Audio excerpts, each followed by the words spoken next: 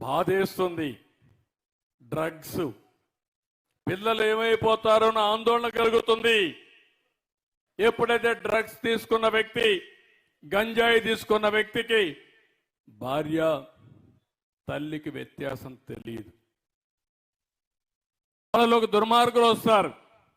అలాంటిది రాష్ట్రంలో గంజాయి రాజధానిగా విశాఖపట్నాన్ని చేసి ఎక్కడ చూసినా పంట పండించే పరిస్థితికి వచ్చారు.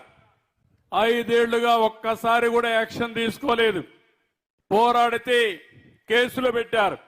ఈ రోజు నేను చెప్తున్నా, ఎవడైనా సరే గంజాయి గాని ఎక్కడన్నా పండించినా గంజాయి తెచ్చి అమ్మినా అదే మీకు చివరి రోజుని మరొకసారి హెచ్చరిస్తున్నా. డ్రోన్స్ పెట్టాను. ఎక్కడికక్కడ డ్రోన్లన్నీ చూస్తున్నాయి. దానికి కూడా పేరు డేగా అని పెట్టా, ఈగలని పేరు పెట్టా. రాష్ట్రం మొత్తం డేగ కన్ను పెట్టాం. ఎవరైనా సరే గంజాయి పండించినా, గంజాయి అమ్మినా, మత్తు పదార్థాలు అమ్మినా కబద్దార్ జాగ్రత్తగా ఉండమని మరొక్కసారి ఆంజనేయ స్వామి సాక్షిగా హెచ్చరిస్తున్నా. ఎందుకంటే సమాజ హితం కోసం